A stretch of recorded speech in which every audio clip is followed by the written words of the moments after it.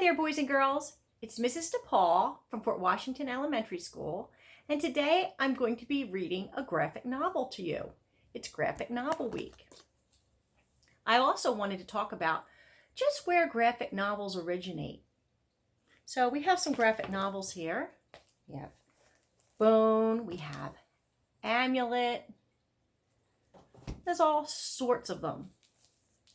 But today we're going to talk about where they originate.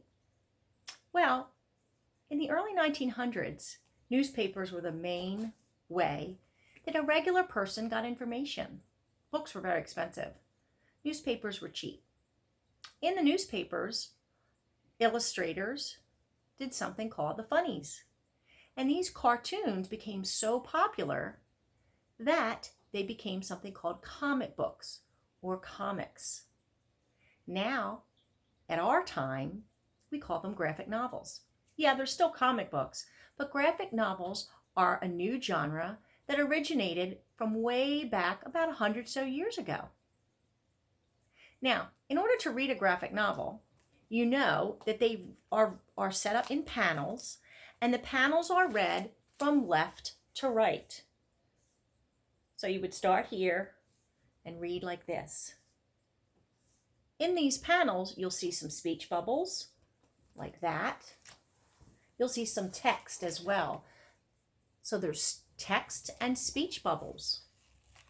In the panels, you need to be very, very engaged with the drawings, the artwork. Graphic novels have an amazing way of relaying emotion and action that a regular novel just can't do. Because the art in a graphic novel is very rich and action-packed. So when you're reading a graphic novel, not only are you reading the text and speech bubbles on the panels, but you also need to pay close attention to this artwork, the facial expressions, the body language, the nonverbals. So if you see a character and their eyes get really big, or they furrow their eyebrows like this, even though the text doesn't say they're surprised or they're confused, you'll be able to detect that emotion by paying careful attention to the artwork.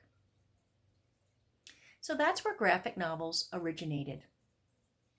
Today we are going to be reading a wonderful graphic novel, this one, I Survived the Sinking of the Titanic, 1912.